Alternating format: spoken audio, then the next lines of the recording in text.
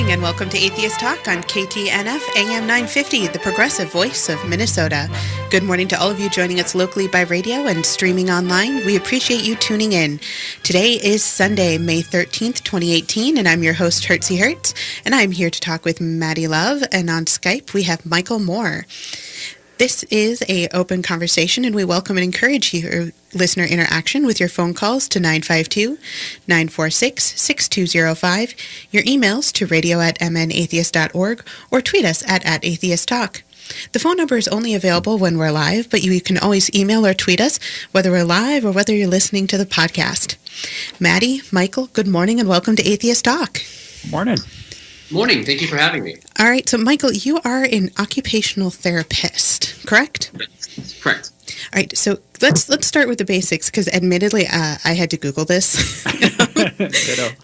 So what is an occupational therapist? It's a great question. Primarily, we are trained in physical medicine and rehabilitation. It's basically a therapist career track that got started roughly after World War I, when soldiers were returning from war with PTSD, being shell-shocked, and it was the type of nursing that opened up to try to help them actually acclimate back into society through engaging in functional activities, essentially.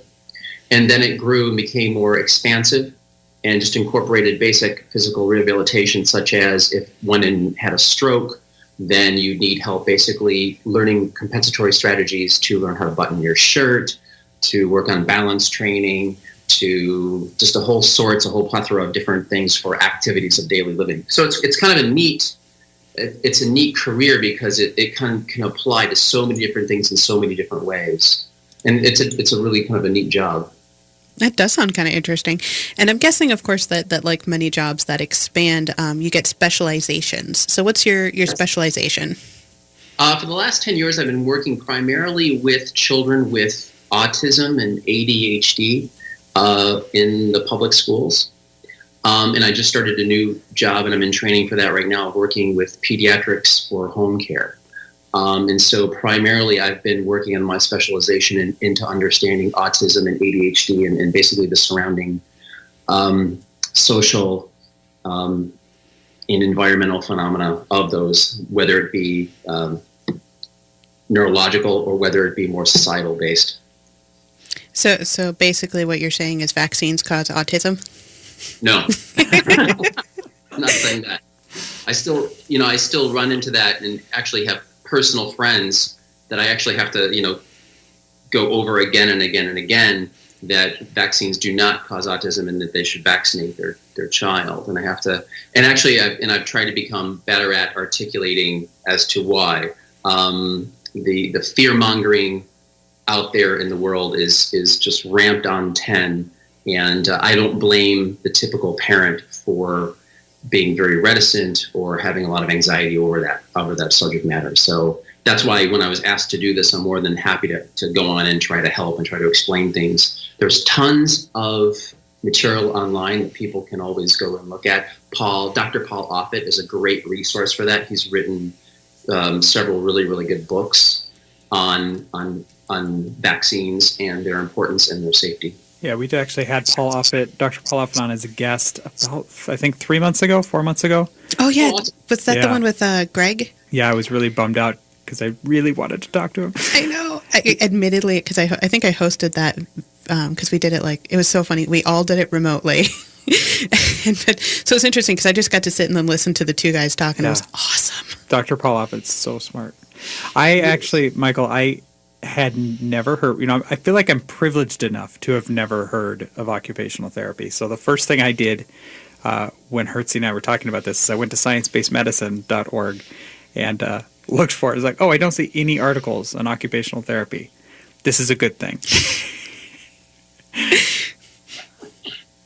I hope so. Yeah.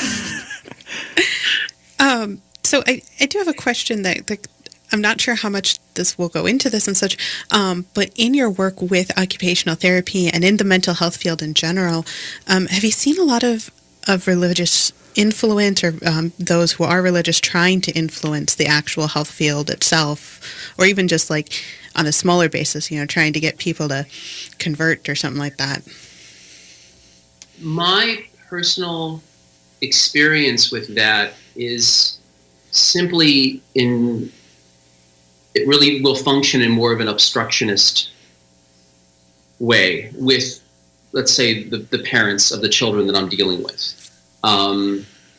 Those types of belief systems really don't appear to help at all when it comes to understanding of why their child has autism or ADHD, or why their child can't pay attention and things like that. And so in authoritarian homes and authoritarian households, I really find myself functioning quite a bit as social work, explaining to the parent how different components of the frontal lobe work and what you can expect and what you shouldn't expect and what you need to be more patient with.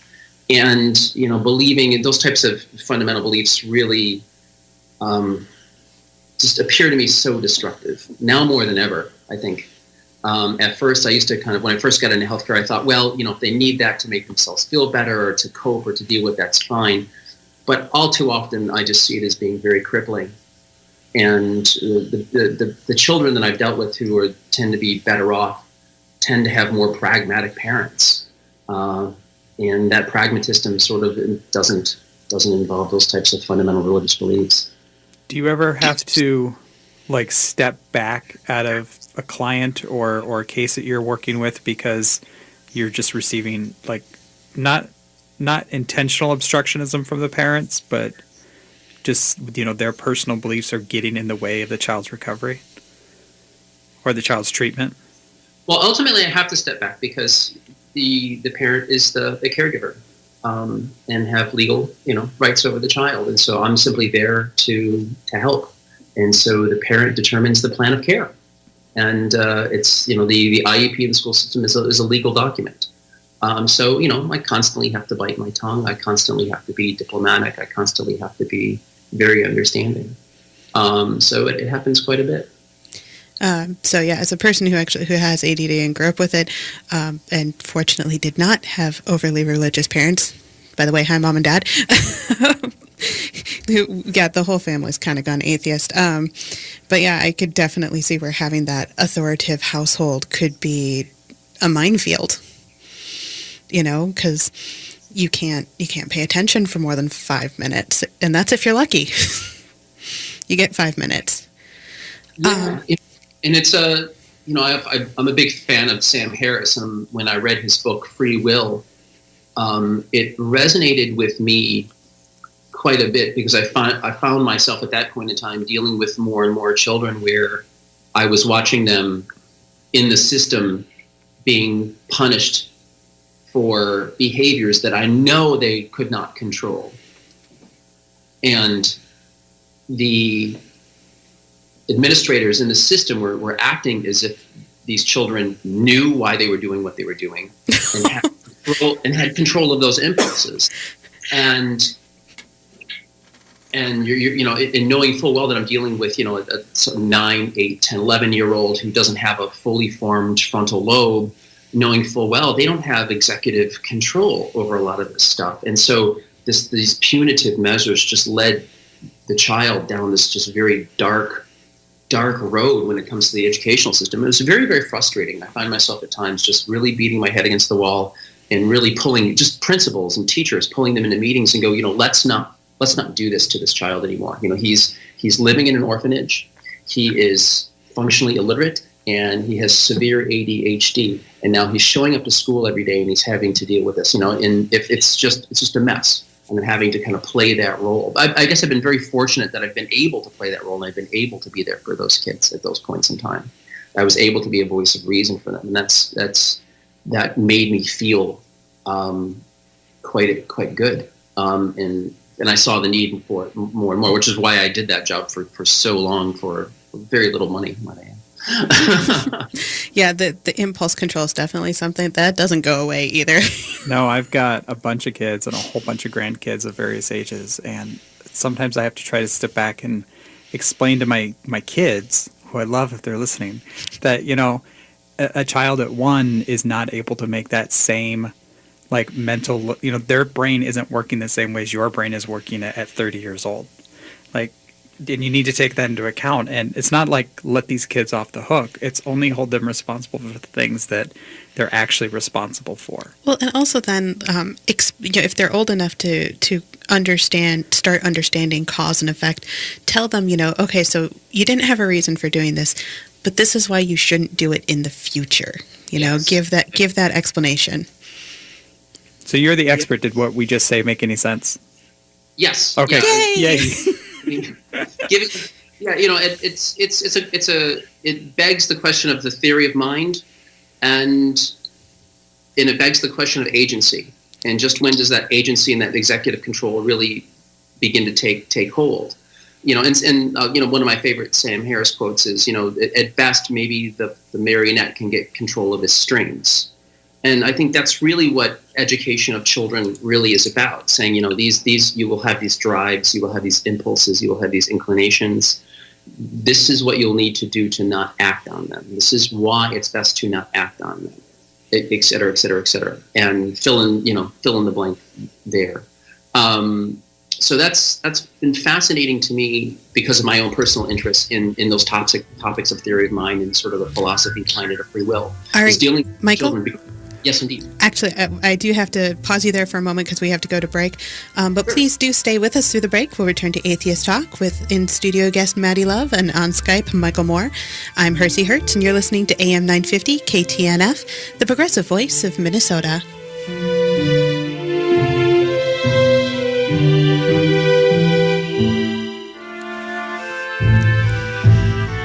Welcome back to AM 950 KTNF, the progressive voice of Minnesota. You're tuned in to Atheist Talk, and I'm your host, Hertzy Hertz, in studio with Maddie Love, and on Skype is Michael Moore, occupational therapist extraordinaire. Before we get back, however, I want to remind everyone listening live that immediately following this program, you can listen to American Atheist Viewpoint, an official production of American Atheist. Please note, you can always catch American Atheist Viewpoint by subscribing to the podcast version in iTunes, Google Play, Stitcher, or the podcast player of your choice.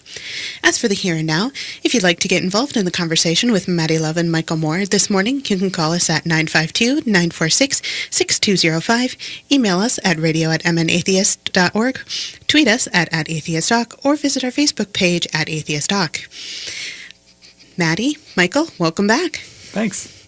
So, I always feel a bit self-conscious when people say my name, and I hope they don't tune in thinking I'm the filmmaker. So, yeah, I didn't want to bring that up. I'll take those listeners. When it comes to getting listeners, I do have morals, but well, and I didn't want to say anything because, I figured you probably have heard that a lot. Like my last name is Love, so I've heard all the love jokes that there can be. yeah. So I figured you've probably heard all the different. I live in Michigan, and I was fairly involved in politics, and so I was showing up at all these meetings, and they'd ask you your name, and everyone would just start dying laughing. Because I'm a fairly thin person, 6 foot tall, fairly thin, and people say, "Well, you clean up well," and I'm going, "Yeah, it's a fact," Yeah, and me with the last name of Hertz, how many Hertz donuts can I give out? All right. So right before the break, Michael, you were talking about something called theory of mind. Can you explain what is theory of mind? You probably should ask a philosopher about that. But yeah, but we have you. Yeah, you have me today. The mind as the emergent phenomena of what the brain does with all of its different sort of subcomponents and components and et cetera, et cetera. So one of the tests we do for autism in children kind of touches on that. Basically, do they see themselves as someone separate from other people? And do they see other people as also having agency and having minds themselves and having wishes and wants and needs and things like that too? And so when children begin to sort of show signs of that, we really kind of expect that, 2, 3, 4 years old, there's the beginning that there's other people and those reflections back on them and their actions and their moods and things. And with autism, you tend to see a blunting of that, or where that's why they say children with autism tend to treat you like objects, or see that they can't tell the difference between people and objects, so they treat them very similarly. And so it's that kind of basic. That's how we use it as OTs in the school system when we deal with children who we suspect of having autistic-like behaviors. That's what we mean by that. Does that make sense? Or I kind of think so. Yeah. Yeah, I think so. All right. This whole background of that, if you delve into it even further, sort of philosophy can chop that down and split those hairs even finer. How do you you talked about having issues, and sometimes running into obstacles and dealing with like religious families. Is that one of the components that's hard to get through to somebody who's very like a fundamentalist or deeply entrenched in religious beliefs, that there's more just going on just inside the brain, that it has nothing to do with like a soul? I mean, obviously you're not going to come out and say that because you don't want to offend them. I don't come right out and say that, but I'll sit there and look them square in the eye and pull out a piece of paper and draw a brain, and then draw little compartments in the brain. And I'll say, this compartment isn't talking to that compartment, and then this compartment isn't going back to that compartment. That's what we, that's the theory anyway, is what we, with these big MRI machines and CAT scans, that's kind of what we can tell. And that's why we're seeing what we're seeing, and that's why little Johnny isn't progressing in academia the way we would like, et cetera, et cetera. And, I try to do that as compassionately as I possibly can. And hopefully they can turn the page and they themselves can transition and begin to see it as more of a medical model. And so that's what I'm there for. I'm there to sort of give them every reason to set that aside and to begin to deal with it on a much more of a pragmatic basis. So I listened, and I know, Maddie, you listen to this podcast as well, that watches a lot of Christian movies and then makes fun of them. But one of the things that I've noted oftentimes, and they've noted as well, is that the number of times that these religious movies will try to treat something with their religion and basically say, throw away the pills. Is that something you've come across a lot? I'm hoping no. Yes, the reluctance to use medication even when the child is in danger and hurting themselves and others does come up quite a bit. I've 2 to 3 cases a year. I would kind of be sitting in on those meetings, and that can be a very touchy subject. Obviously, the conspiracy theories appear to have really won. It's unfortunate. There really are. They're from my point of view, they're degrading society more than anything else is. The misinformation, the suspicion of authority, the suspicion of doctors, and not that doctors are always right. Of course, they're just people and they have biases and they make mistakes. But this, I'm not, I'm in more meetings where parents are like, absolutely no medication. I'm like, you have this child that's got self-harming behaviors. We should really maybe look at this. No, absolutely not. And time will go by and things will just fly out of control until finally they give in, and finally some type of medication regimen is used, and we start to see some progress in the child's behavior. So, do you see, out of morbid curiosity, do you see this, because I'm guessing you see this with some of the people who you would consider more pragmatic as well, or just less religious. Does there seem to be some kind of side that is or isn't more likely to medicate or not medicate? Unfortunately, it's across the board. Socioeconomically, I've got fairly affluent friends who have educations who, I sit at their table over a beer on a Saturday night and they're like, absolutely not my child. I'm not going to vaccinate. Not going to do this. And I'm like going, no, but really, thimerosal has been taken out of the vaccines. You have nothing to worry about, et cetera, et cetera. And they just, everyone from them to inner city people who have very little education. And it's still the same reticence and still the same fear. For the record, thimerosal didn't cause it anyway. No, because isn't thimerosal like a mercury, There's something ethyl else? and methylmercury. Your body is able to break one down and not the other. Exactly. Yeah. body can get rid of. Yeah. And actually, it should be noted, I'm sure Paul Offit spoke about this, because I read one of his articles where he's talking about, because they've been proactive in taking out their thimerosal, a lot of these vaccines, their shelf lives now are very minimal. And actually now, it's caused even the ineffective use of a lot of these vaccines because of the fear factor that people have with it. And it goes to say that actually the pharmaceuticals have trying to be reactive and trying to meet people's understanding and trying to do what they think will make people more at ease to use these products. And that's funny. That's never covered in the media. The media is always about the pharmaceuticals is out to do this and out all right, to do Michael. that. I got to stop you again. We got another break here, but we'll return with our guests Maddie Love and Michael Moore right after the break. Please stay with us. I'm Hertzie Hertz, and you're listening to Atheist Talk on KTNF AM 950.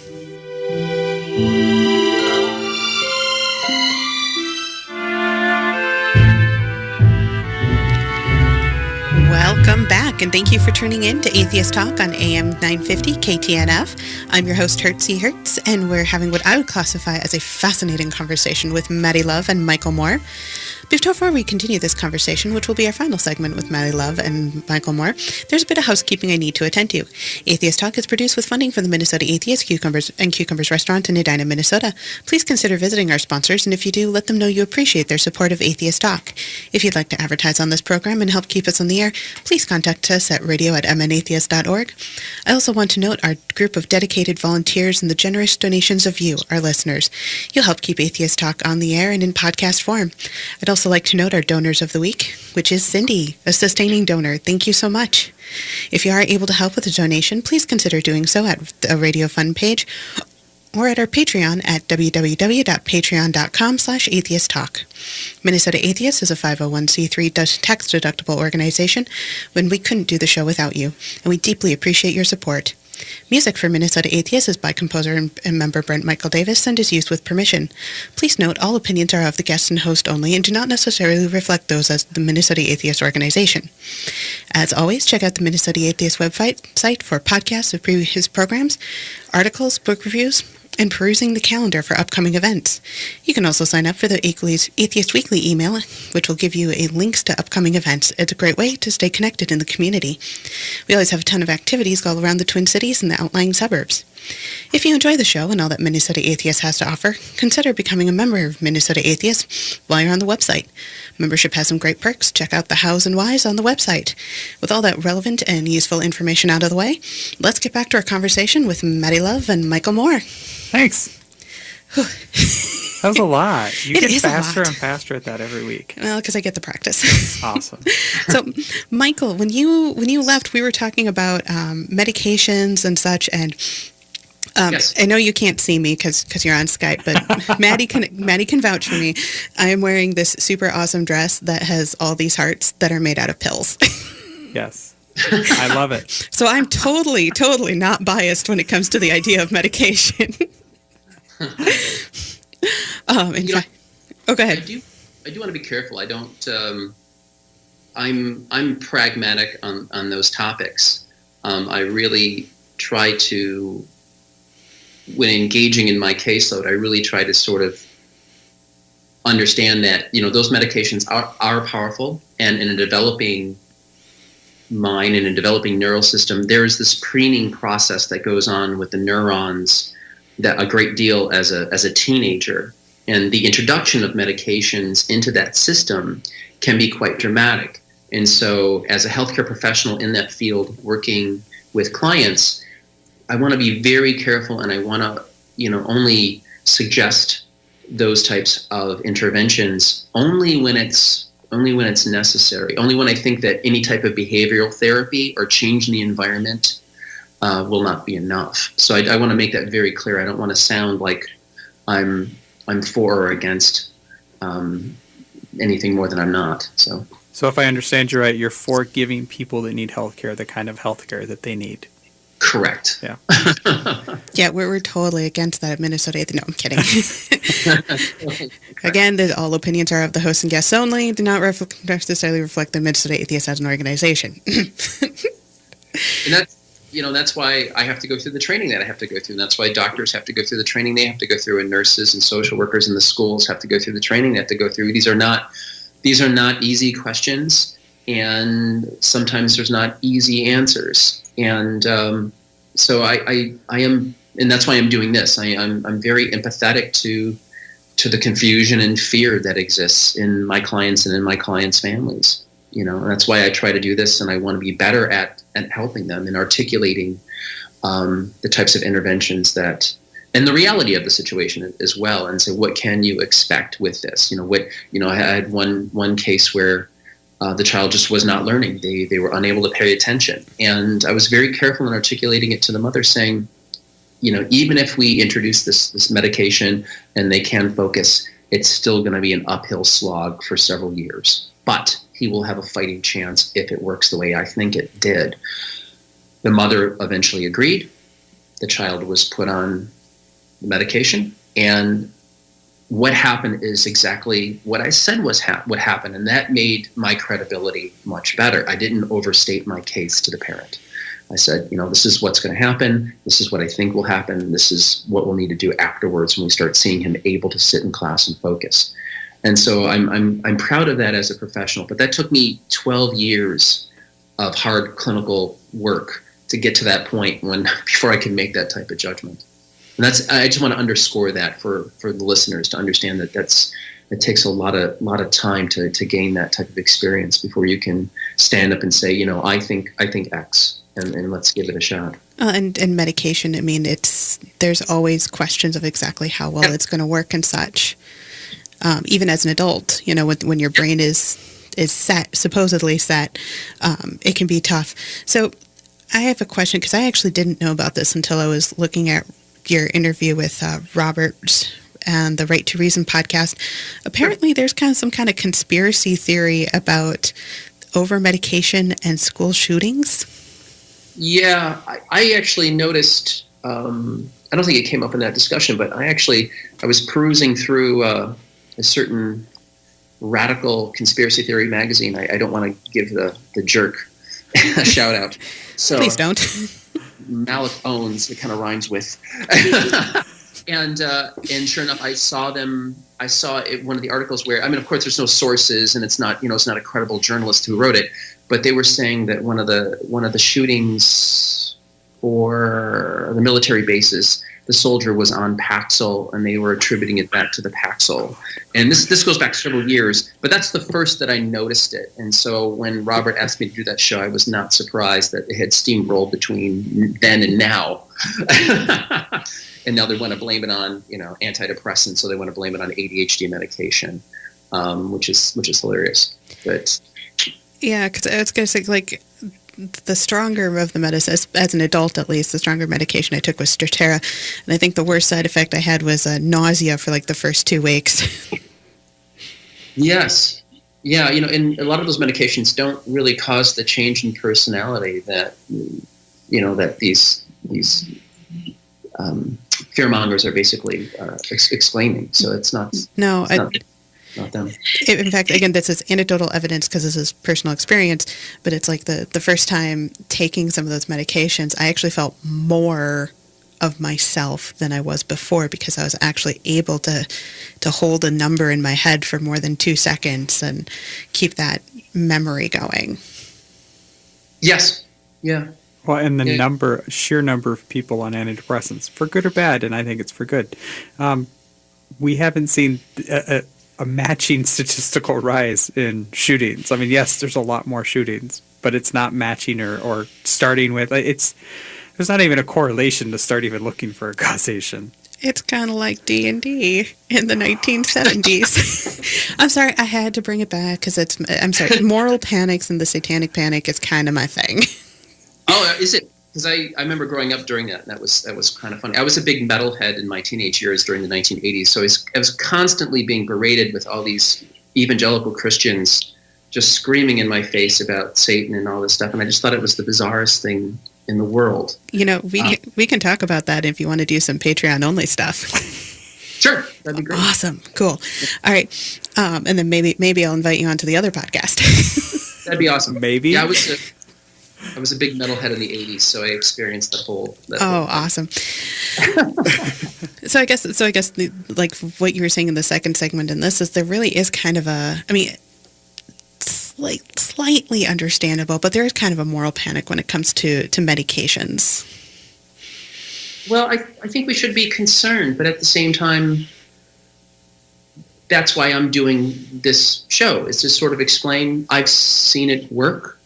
I've seen it save lives. And I don't want to overstate that, but I've seen it take a child who was, they were illiterate and, they were 8 years old. They weren't learning to read or write. They couldn't, I had an 8-year-old. If you sat him down with a pencil and you say, write the alphabet for me, they could not do it.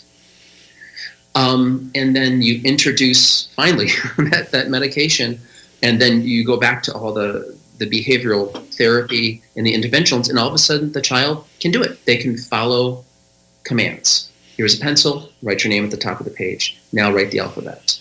Those innate abilities that neurotypical people take for granted, that the whole educational system is designed for. If you have a child that shows up that doesn't have that, that's so horrifying for them. And I was watching this child, not only fall behind, but they knew they were falling behind.